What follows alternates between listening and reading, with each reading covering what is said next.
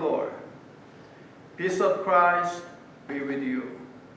그리스도의 평강이 여러분과 함께 하기를 축원합니다. Our Lord has sent us here, Holy Temple, to worship Him. 우리 주님께서 우리를 이 거룩한 성전에 예배하도록 불러주셨습니다. So let us praise Him as we confess our faith with spirit and truth through the Apostles' Creed.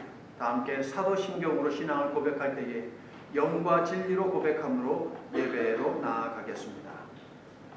전능하사 천지를 만드신 하나님 아버지를 내가 믿사오며 그 외아들 우리 주 예수 그리스도를 믿사오니 이는 성령으로 잉태하사 동정녀 마리아에게 나시고 본디오 빌라도에게 고난을 받으사 십자가에 못 박혀 죽으시고 장사한 지 사흘 만에 죽은 자 가운데서 다시 살아나시며 하늘에 오르사 전능하신 하나님 우편에 앉아 계시다가 저리로서 산 자와 죽은 자를 심판하러 오시리라.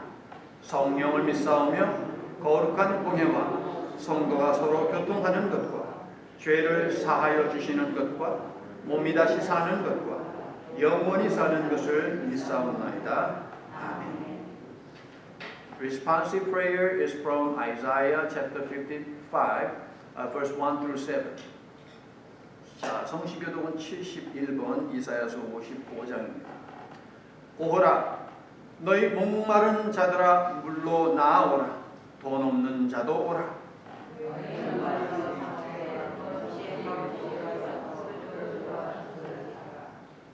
너희가 어찌하여 양식이 아닌 것을 위하여 은을 달아주며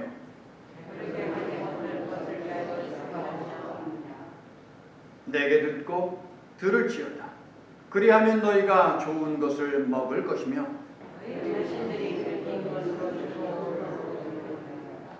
너희는 귀를 기울이고 내게로 나와 들으라. 내가 너희를 위하여 영원한 언약을 맺으리니 너희는 여호와를 만날 만한 때에 찾으라. 악인은 그의 길을, 불의한 자는 그의 생각을 버리고 여호와께로 돌아오라. Together. 우리 하나님께로 돌아오라. 그가 너그럽게 용서하시리라. 아멘. 우리 찬송가 50장 2절 부르시면서 자 여러분들이 하나님 앞에 봉헌한 헌금 드리도록 하겠습니다.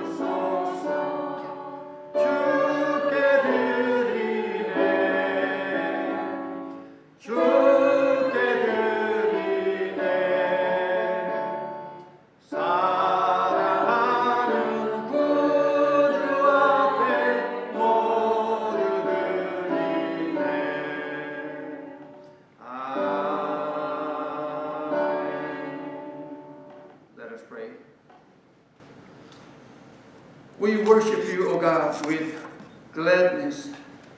We are your people because you called us your people. Your love endures forever. You have been faithful to all generations. As witness to this faith, which we claim, we boldly give ourselves and monetary gifts for ministry which changes people's lives in your holy name. We give because we know the amazing ways this church makes a difference in the community and around the world. With joy in our hearts, we give and sing joyfully, Father God. 하나님의 백성된 저희들이 하나님의 전에 모였습니다. 참아주시는 하나님의 사랑은 영원하며 그 사랑이 우리를 포함하여 세상에 존재해온 모든 사람들에게 변함없이 향하고 있음을 고백합니다.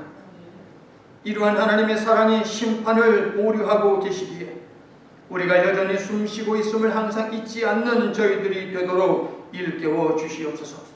그리고 하나님의 사랑을 알지 못하는 사람들, 하나님의 심판이 다가오고 있음을 모르는 사람들 등 구원과 영생의 복음이 필요한 사람들에게 그리스도 예수라는 복음을 전해야 하는 책임을 통감하여 그 책임을 다하기 위해 애쓰는 저희가 되도록 주님 도와주시옵소서. 우리의 때가 다 되어 주님이 우리를 부르시기 전에 전도해야 하는 사람들을 반드시 전도하도록, 마지막 한 사람까지 전도하도록, 단 한 사람이라도 전도하도록 영적으로 긴장하며 살아가는 저희들이 되어야 하겠습니다. 주님, 거룩한 괴롭힘으로 우리를 자극하여 주시옵소서. 하나님 아버지, 이 일을 감당하라고 은혜를 베푸시어 교회를 세우셨고 우리를 먼저 주셨음을 기억하면서 아벨이 그랬던 것처럼 이 시간 우리의 삶과 우리에게 주신 물질을 하나님께 드립니다. 하나님의 나라가 이 교회를 통해 우리에게 허락하신 시간과 건강과 재능과 물질 등 모든 것을 통해 확장되고 증거되도록 축복해 주시옵소서. In Jesus' name we offer and pray. 아멘. 광고입니다. 오늘도 주님을 사랑하는 마음을 가지고 또 믿음을 가지고 나오신 여러분 모두를 축복하고 환영합니다. 자, 뒤에서 붙여 있는 대로요, 규칙을 잘 지켜가면서 이 예배가 지속될 수 있도록 여러분 협조를 해주시길 바랍니다. 그동안 재정보고가 주보를 통해서 나가지 않았는데요. 저희 뉴하모니 노회에서 무슨 순서지며 무슨 성가대며 찬양지며 이런 것을 예배에서 일단 멀리하라고 이야기를 해서 우리 스크린을 통해서 광고를 드립니다. 4월과 5월 그 재정 보고가요, 아래층 재정부 게시판에 있으니까 참고하기를 원하시는 분들 내려가셔서 참고하시면 되겠습니다. 미국 장로교회에서 지금 재난의 상황을 맞이해서 이런저런 그 후원금을 교회들한테 주고 있는데 여기저기 좀 신청을 해봤어요, 이것저것. 근데 그 가운데서 감사하게도 2,000불을 지원을 받게 되었습니다. 이 소식 여러분과 함께 나누고요. 여러분 아시다시피 화요일과 목요일에는 교회에서 새벽 예배로 드리고요. 그리고 주일에는 11시로 보이는 예배로 드리고 있습니다. 이 예배가 지속될 수 있도록 여러분들 협조를 해주시기를 당부의 말씀을 드립니다. 자, 우리 한옥권들은요, 오늘 본문 말씀 요한복음 6장 5절부터 13절 말씀 보도록 하겠습니다. 요한복음 6장 5절부터 13절 말씀. 예수께서 눈을 들어 큰 무리가 자기에게로 오는 것을 보시고 빌립에게 이르시되 우리가 어디서 떡을 사서 이 사람들을 먹이겠느냐 하시니, 이렇게 말씀하시면 친히 어떻게 하실지를 아시고 빌립을 시험하고자 하십니다. 빌립이 대답하되 각 사람으로 조금씩 받게 할지라도 200데나리온의 떡이 부족하리이다. 제자 중 하나 곧 시몬 베드로의 형제 안드레가 예수께 여짜오되 여기 한 아이가 있어 보리떡 5개와 물고기 2마리를 가지고 있나이다. 그러나 이것이 이 많은 사람에게 얼마나 되겠사옵나이까. 예수께서 이르시되 이 사람들로 앉게 하라 하시니 그곳에 잔디가 많은지라 사람들이 앉으니 수가 5,000명쯤 되더라. 예수께서 떡을 가져 축사하신 후에 앉아있는 자들에게 나눠주시고 물고기도 그렇게 그들의 원대로 주시니라. 그들이 배부른 후에 예수께서 제자들에게 이르시되 남은 조각을 거두고 버리는 것이 없게 하라 하시므로 이에 거두니 보리떡 5개로 먹고 남은 조각이 12바구니에 찼더라. 아멘. 예수님의 활동에 주목을 하기 시작한 이유는 그분이 가르치신 놀라운 가르침 가운데 있지 않았습니다. 물론 유대주의자들, 높은 위치에 있는 사람들에 의해서 맨날 비난당하고 정죄당하고 욕이나 얻어먹는 사람들이, 높은 위치에 있는 사람들이 예수님께 엄청 꾸지람을 듣고 혼나는 것을 볼 때에 기분이 좋았을 것이에요. 그런데 그것이 그들의 주목을 끌만하지는 않았습니다. 그들의 주목을 끈 것은 예수님께서 행하신 놀라운 기적들입니다. 사람들은 저마다 육체적인 아픔을 호소하며 예수님께 나왔습니다. 저 좀 고쳐주세요. 제 딸 좀 낫게 해주세요. 제 아들에게서 귀신을 좀 쫓아주세요. 제 종이 지금 죽을 병에 걸렸으니 오셔서 좀 고쳐주십시오. 그런데 이러한 사람들의 반응은 놀랄만한 일이 아닙니다. 당연한 일이에요. 인간은 마술 같은 일, 신비스러운 일, 감쪽같이 너무나 감쪽 같아서 눈이 휘둥그레지는 그런 일들에 관심을 하게 되어 있는 그러한 1차원적인 존재입니다. 태초에 범죄를 저지르는 그 위태한 순간을 가득 채운 말을 보더라도 이 사실을 알 수 있습니다. 시각적 효과에 약한 것이 인간이죠. 어떻게 보도하고 있습니까? 보함직도 하고 먹음직도 하더라. 사도 요한은 이 투박한 말을 다소 고급스럽게 이렇게 표현합니다. 육신의 정욕, 안목의 정욕. 사도 요한은 사람들이 복음을 마치 금 나와라 뚝딱 하는 그런 류의 것으로 오해를 하고 있는 것에 대해서 안타까웠습니다. 복음의 내용과 목적은 안중에도 없고 기적 자체에만 관심을 갖고 따라오는 사람들. 그래서 기독교를 역사가 아닌 신비로, 실제가 아닌 신화로 치부하고 전락시키는 잘못된 풍조를 바꿔야 하는 책임을 그는 느꼈습니다. 오늘 본문에 기록된 사건과 연결된 16절 이하의 말씀을 보게 되면 심지어 그들은 먹는 문제까지 해결해 달라면서 예수님을 찾아왔습니다. 예수님을 발견했을 때 원망 섞인 말로 어쩌면 예수님을 꾸중하는 그런 톤으로 예수님께 말을 했죠. 선생님, 도대체 여기 언제 오십니까? 언제 오신 것입니까? 어떻게 오신 거예요? 아무리 찾아봐도 없었거든요. 기적을 통해 증거하고자 하신 하나님 나라는 사라졌고 기적만이 남은 이 상황을 심각하게 생각한 사도 요한은 급기야 마태, 마가, 누가가 사용하고 있는 기적이라는 단어를 제거해버리고 대신에 표적이라고 하는 단어를 꺼내서 사용하기 시작을 하였습니다. 그렇게 함으로 기적의 의미와 목적에 사람들의 관심이 집중되게 하려고 했다는 것입니다. 2절과 14절을 여러분 성경 보세요. 기적이라고 되어 있습니까? 표적이라고 되어 있습니까?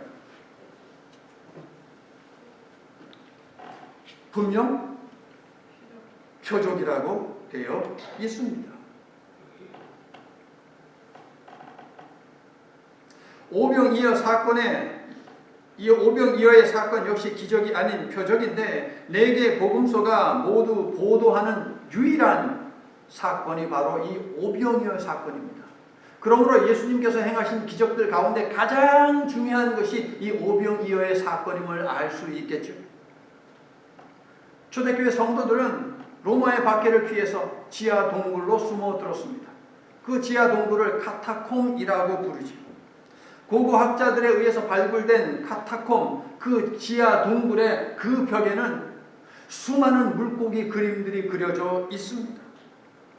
밖에서 활동하다가 다시 동굴로 들어올 때에 그들은 암호로 물고기 그 모양을 사용을 했었습니다. 누구라도 물고기 모양을 보면 이 사람은 예수님을 믿는 사람이구나 라는 것을 알고 그들을 들여보냈던 것이죠. 오늘날 그 암호에 해당하는 것을 오늘날 사람들은 자동차 뒤에다 붙이고 다닙니다. 물고기 모양의 그림을 여러분 보셨죠? 그 물고기 모양의 그림, 자, 저 위에 보시면은 물고기 모양 저렇게 생기지 않았습니까? 자, 다음 넘겨주세요. 그런데요, 저 물고기 모양은요, 한번 따라해 보세요. 익두스. 예, 익두스라고 그렇게 부르는. 그래서 물고기 안에 이상한 글자가 있으면 그것은 익두스라고 하는 글자이거든요. 앞으로 운전을 하시다가 누군가 자동차 뒤에 그런 물고기 모양을 붙여 놓았으면 그것을 볼 때마다 여러분 성경 어디다 적어 놓으시고 익두스라고 그렇게 여러분 습관적으로 불러보시기를 바랍니다. 자, 그리스어 익두스는 5개의 알파벳으로 되어 있습니다. 몇 개요? 5개의 알파벳인데 각각의 알파벳마다 신앙을 고백할 수 있는 단어들이 담겨 있어요. 그리스도인들이 의미 부여를 한 것이지요, 여러분. 자, 보시다시피 저쪽 제일 끝에 보면 하나, 둘, 셋, 넷, 5개의 알파벳이 있지 않습니까? 첫 번째입니다. 예수스라고 한국말로 제가 적어놨어요. 발음을. 예수스. 예수님은 크리스토스, 그리스도시요, 때우, 하나님의 휘오스, 아들이시요. 그 다음에 소테르, 구원자이십니다. 이게 왜 신앙 고백인지 아시겠죠? 예수님은 그리스도시요, 하나님의 아들이시요, 구원자가 되십니다. 믿으시면 아멘 합시다. 그들은 그렇게 고백했습니다. 자, 여러분들 마켓에 가서 쇼핑하시죠. 코로나 바이러스여도 마켓에 가서 쇼핑을 해야 되잖아요. 그런데 마켓에서 쇼핑을 하기 때문에 우리는 압니다. 똑같은 고기인데 부위에 따라서 값이 달라요. 달걀도요. 올기닉이냐 아니냐에 따라서 가격이 달라요. 새우요. 오집사님은 못 드시는데. 자, 새우요. 새우는 사이즈에 따라서 다릅니다. 맞습니까? 자, 시장 경제를 운영하는 사람들이 그렇게 가격을 품질이라고 하는 이름 하에서 다르게 가격을 붙여서 판매를 하고 있습니다. 그러면 예수님 당시에도 어떤 품질을 정해놓고 그래서 다른 가격을 붙여서 팔았을까요? 네, 그랬습니다. 오병이어 사건을 기록한 사도 요한은 나머지 세 복음서와는 다르게 익두스라고 하는 단어를 사용하지 않고 대신에 옵사리온이라는, 넘어가 주세요 사모님, 옵사리온이라는 단어를 쓰고 있어요. 자, 오른쪽 제일 위에 보시면 익두스, 글자가 큼지막하죠. 글자만 봐도 왠지 저게 좋은 것 같아. 밑에 보면 희미해서 잘 안 보일 정도잖아요. 옵사리온이라는 단어를 사도 요한은 사용했습니다. 그런데 이 단어를 보게 되면 물고기의 상품을 고려하여 심지어 이름까지 다르게 불렀음을 알 수 있습니다. 옵사리온은 신약에서 요한복음에만 5번 등장하는 단어입니다. 상품성이 없는, 전혀 없는 물고기예요. 사람들이 멀리하는 것이나 그물을 올리는 과정에서 비늘이 벗겨지고 살점이 떨어져 나갔던가, 아니면 너무 작아가지고, 혹은 이 물고기를 먹으면 위험성이 조금이라도 있어. 그래서 사람들이 기피하는 그러한 물고기가 옵사리온이 되겠습니다. 그런데 그렇게 분류된 옵사리온은 시장에 내다가 팔 수 있습니까? 없습니까? 없지요. 그래서 그 옵사리온은 어떻게 했느냐? 해변에다가 내다가 버렸습니다. 최상질, 최고급의 익두스는 부자들만 사서 먹을 수 있는 생선이죠. 그 밑에 해당하는 퀄리티, 품질에 해당하는 생선은 그 밑에 레벨에 해당하는 사람들이 사 먹고, 중산층들도 익두스라고 하는 생선을 사 먹을 수 있지만 매일 사 먹을 수는 없습니다. 왜냐하면 뭐 경제적으로 그렇게 넉넉지 않으니까. 그러면 가난한 사람들은 익두스를 사 먹을 수 있느냐? 절대 사 먹지 못합니다. 너무 비싸기 때문에. 그러면 이 가난한 사람들은 생선을 못 먹잖아요. 그럼 그들은 어떻게 할까요? 어부들이 옵사리온은 추려가지고 어떻게 했어요? 해변에다 버렸잖아요. 그래서 배가 들어온다? 그럼 가난한 사람들이 몰려요. 그래서 해변에 버린 거 그거 가지고 가서 그것을 짜게 이렇게 좀 젓갈식으로 담가서 먹든가 아니면 불에 구워서 먹든가 해서 그들은 그렇게 필요한 영양분을 충당을 했다 하는 것이죠. 재미있고 은혜로운 얘기를 하나 제가 해드릴게요. 요한복음이 하는 이야기인데요. 요한복음 21장에 따르면 부활하신 예수님이 제자들을 만나기 위해서 갈릴리 바다에 오시지요. 갈릴리 바다에 갔더니 제자들이 무엇을 하고 있어요? 배 띄워놓고 물고기 잡고 있었습니다. 그런데 밤새도록 애를 썼는데 물고기 잡았습니까? 못 잡았습니까? 못 잡았죠. 예수님이 어떻게 하라고 지시해 주셨어요. 그렇게 해서 거둔 물고기가 몇 마리였어요? 153마리였어요. 이 숫자가 눈에 확 들어와가지고서 모나미 볼펜에다가 153 적어가지고서 그 대박 났잖아요. 모나미 회사. 망해가는 회사가 살아났어요. 하나님 앞에 기도했더니 느닷없이 153이라는 숫자를 주셨죠. 도대체 이게 뭔가 하고 성경을 찾아봤는데 베드로가 그것을 갖다가 요한복음 21장에 그 숫자가 나왔다는 것이죠. 회복시키는 주님. 회사를 회복시키셨다는 것이죠. 자, 어쨌든 153마리에 해당하는 물고기, 이 물고기는 익두스일까요? 옵사리온일까요? 그렇죠. 우리 예수님이 가서 그물을 던져라 했는데 옵사리온 잡게 하셨겠습니까, 여러분?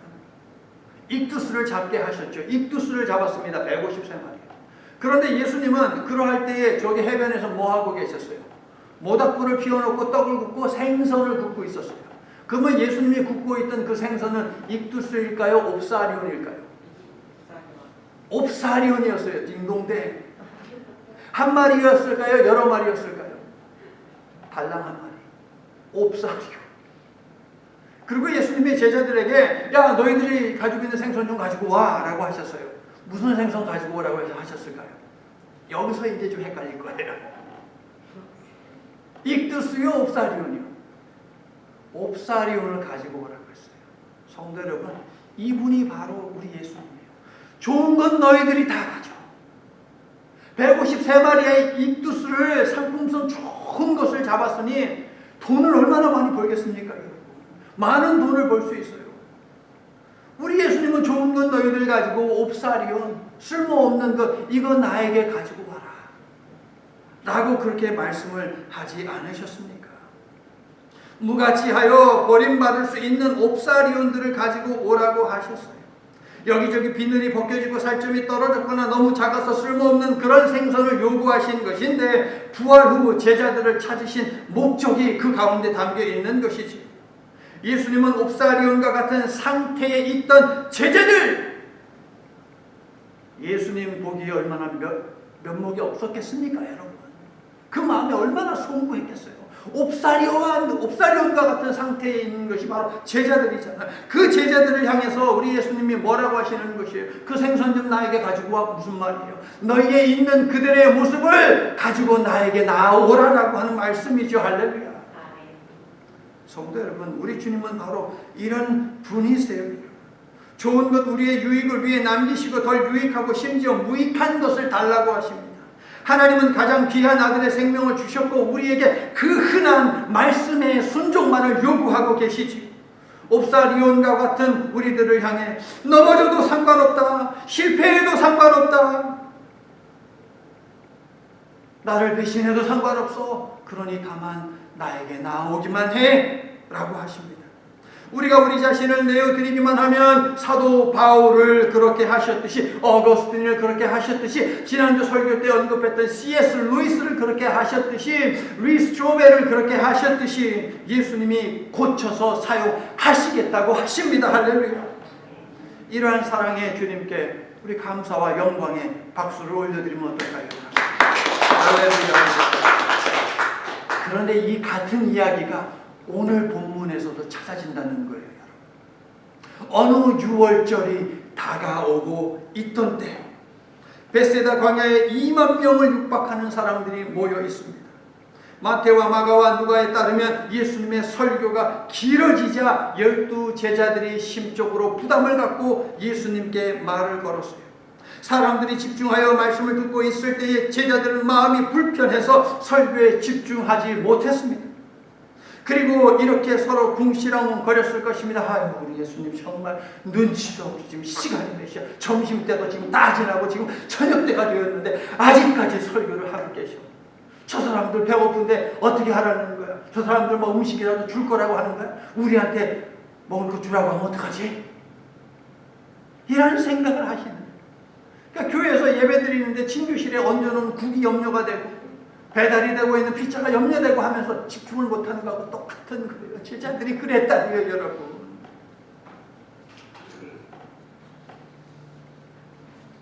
참다 못한 제자들이 때로 몰려와서 사람들을 좀 이제는 설교 그만하시고 마을로 보내셔서 집에 가게 하셔서 그냥 좀 식사를 하게 하시지요.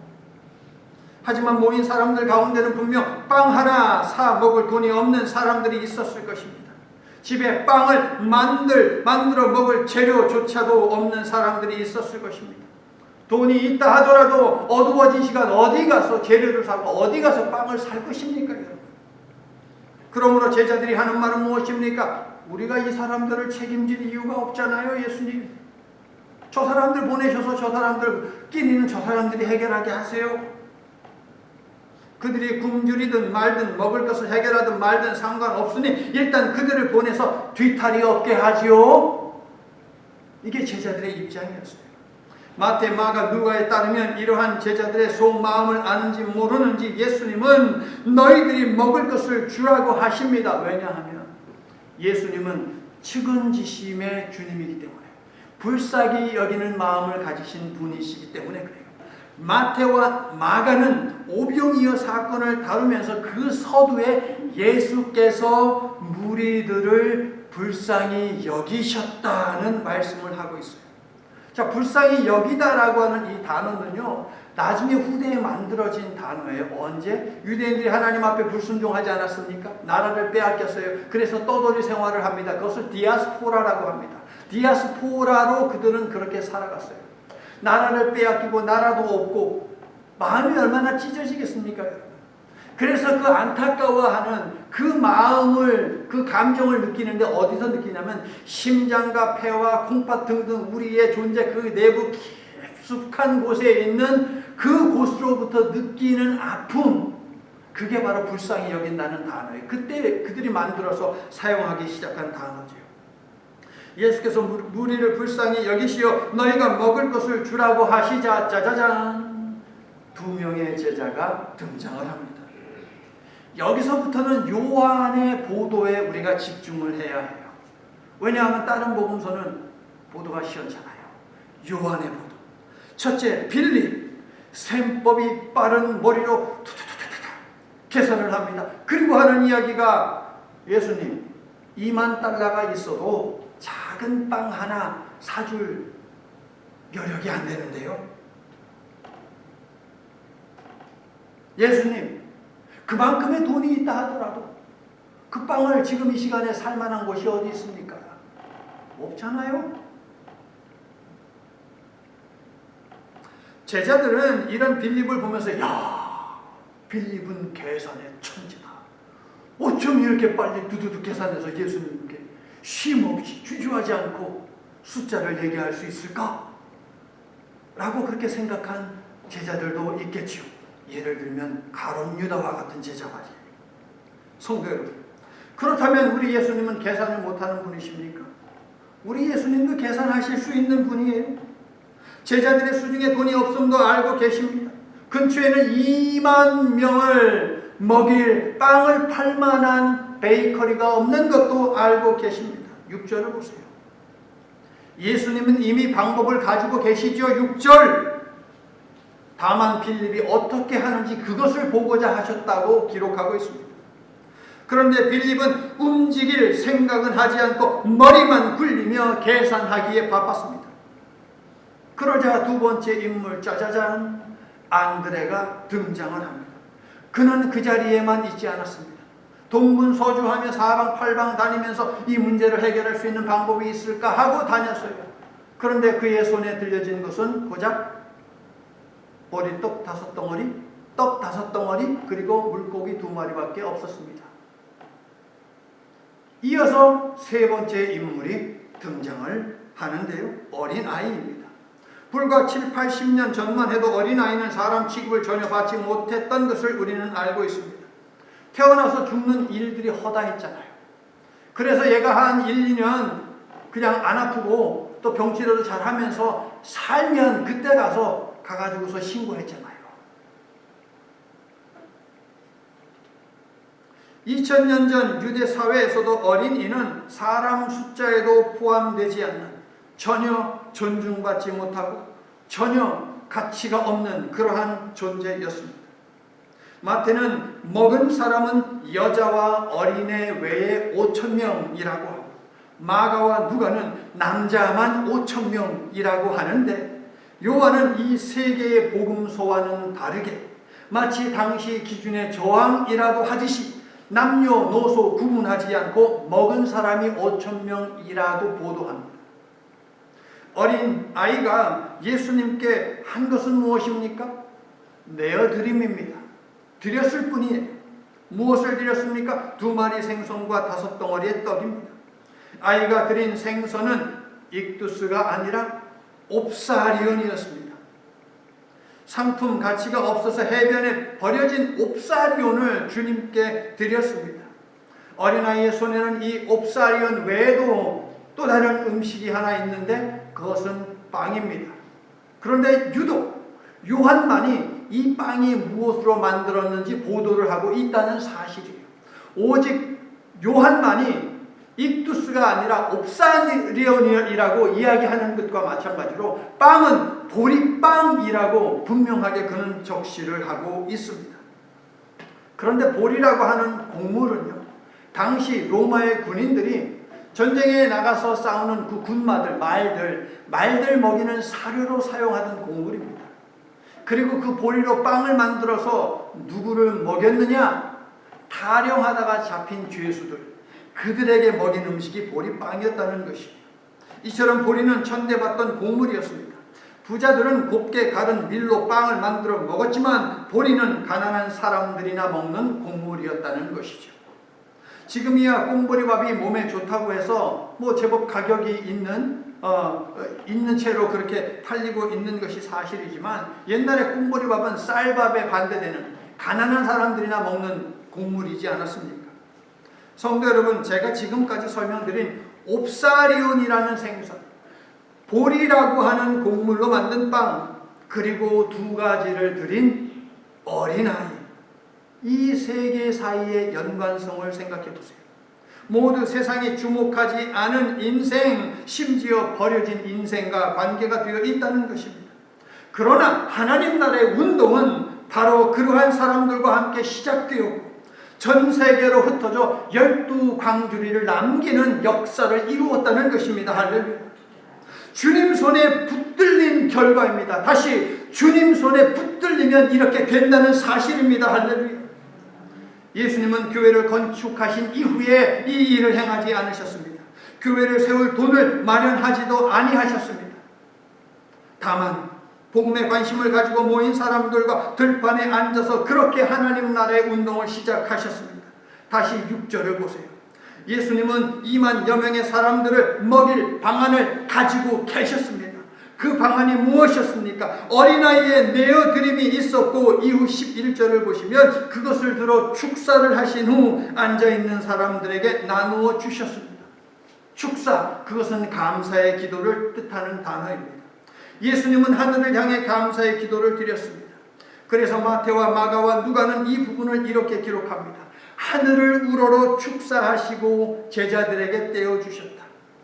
그것이 유일한 그리고 확실한 방안이기 때문입니다. 여러분, 그렇습니다. 성도 여러분, 로마 사람들이 보기에, 유대주의자들이 보기에, 부자들이 보기에 지금 광야에 털썩 주저앉아 있는 백성들은 다름 아닌 옵사리온이었고 보리빵이었고 어린아이였습니다. 그러나 우리 주님은 괜찮다라고 하십니다. 광야에 모인 그들이면 충분하다 하시며 그들을 하나님께 올려드리며 감사의 기도를 드리기만 하면 된다고 말씀하십니다. 예수님께 붙들리기만 한다면, 예수님께 내어드리기만 한다면 12광주리를 남기는 그러한 인생이 될 수 있다고 하십니다. 할렐루야. 12절을 보시면 남김없이 그렇게 하시겠다고 하십니다. 믿으시면 아멘 합시다. 성도 여러분, 어느덧 코로나 바이러스가 시작된 지 6개월, 심각한 문제가 된 지 3개월입니다. 지금이 바로 하늘을 우러러 감사하며 기도해야 할 때입니다. 시편 50편은 세상의 모든 것은 하나님의 것임을 세세히 기록하면서 예배자의 됨됨이를 감사해서 찾고 참된 예배란 감사로 드리는 예배라고 반복해서 이야기를 하고 있습니다. 그러므로 어려움의 시간이 길어질수록 짙어질수록 우리는 참된 예배자의 자세를 회복하여 범사에 감사하라는 명령이 내 삶 속에서 사라지지 않도록 활발하게 실행해야 할 줄로 믿습니다. 지금 어려우십니까? 주님께 여러분의 모습 그대로 감사하며 드리십시오. 많이 어려우십니까?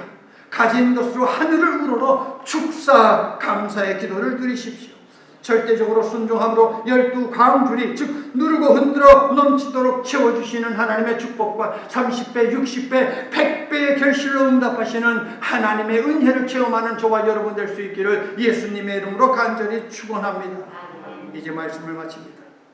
너희가 먹을 것을 주라는 예수님의 명령에 빌립은 얼른 주판 알을 튕겼습니다. 빌립의 계산법에는 광야라는 장소, 어두워지고 있는 시간, 수중에 돈이 없는 현실, 온종일 굶은 엄청난 수의 무리들, 대량의 빵을 가지고 있지 않는 주변의 빵집들만이 있습니다. 그래서 계산을 마친 그의 결론은 불가능한데요.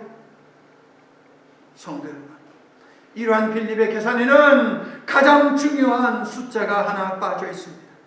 그는 주님이라는 숫자를 빼고 계산했다는 것이지요. 옵사리 연 2마리와 보리또 5덩어리로는 모인 사람들을 결코 먹일 수 없다고 그는 그렇게 결론을 지었습니다. 빌립을 비롯한 제자들 모두의 계산에 예수라는 숫자가 빠져 있습니다. 그러나 그 많은 무리를 먹이고도 남았는데 예수께서 불평하고 의심하는 제자들까지 포함해서 벳세다 광야에 있는 모든 무리를 먹이신 방법은 무엇이냐? 따라해 보세요. 드림과 감사. 그게 다예요. 그게 벳세다 광야 기적의 방법입니다.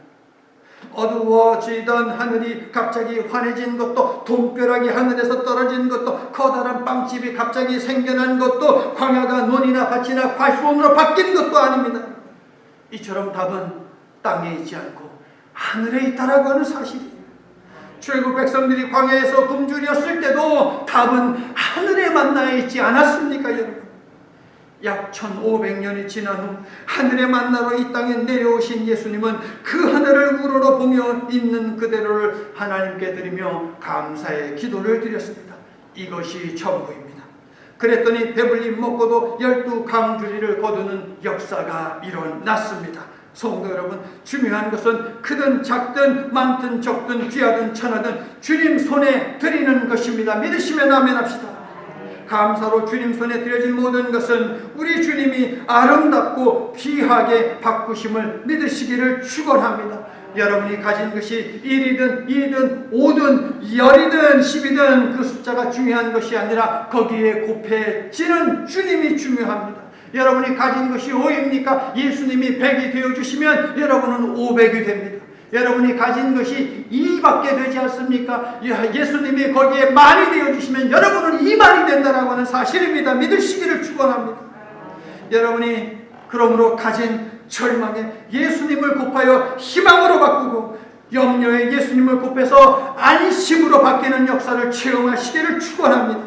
불안에 예수님을 곱해 평강을 얻으시고 질병에 예수님을 곱해 치유와 회복을 얻으시기를 예수님의 이름으로 축원합니다. 그리고 끝으로 암담함에 예수님을 곱해서 확신함으로 채우시고 불신에 예수님을 곱해서 믿음의 반석 위에 여러분의 삶을 바로 세워 나아가시기를 예수님의 이름으로 간절히 축원합니다. 능력의 하나님, 모세를 부르실 때 내 손에 든 것이 무엇이냐고 물으셨지요. 그의 손에 들린 것은 고작 막대기 하나였지만 하나님의 능력이 모세와 함께하니 아무런 생명력 없는 막대기에서 수많은 기적이 나왔습니다. 그런데 어느덧 현실이라는 벽에 부딪혀 우리는 이 사실을 까맣게 잊으며 살고 있지는 않은지, 오늘 능력으로 역사하는 뒤에서 곱해주는 예수라고 하는 숫자가 중요함을 오늘 말씀을 통해서 깨우쳐 주시니 하나님 감사합니다. 우리가 가진 것만 보면 언제나 불가능한 것을 저희들은 고백합니다. 그동안 현실이라는, 오늘이라는 현실을 읽는 우리의 두뇌와 계산법에 예수님이 빠져 있었다면 긍휼의 하나님, 우리의 무지를 용서하시고 불쌍히 여겨 주시옵소서. 이제는 믿음을 가지고 감사하면서 내 삶에 예수님을 곱하게 하옵소서. 믿음의 크기가 다른 결실을 가져오며 결국 내 삶이 주님 손에 드려질 때의 비움에서 채움으로의 역사가 가능해진다는 사실을 기억하도록 도와주시옵소서. 그래서 우리도 우리의 삶도 오병이어의 표적이 드러나는 삶이 되도록, 드리고 감사하는 삶으로 변화되도록 우리를 재촉해 주시옵소서. 우리를 그렇게 축복해 주시옵소서. 예수님 이름으로 기도드립니다. 아멘. 함께 찬송가 214장 나 주의 도움받고자 부르신 후에 축도로 예배를 마칩니다. 2절 후에 간주합니다.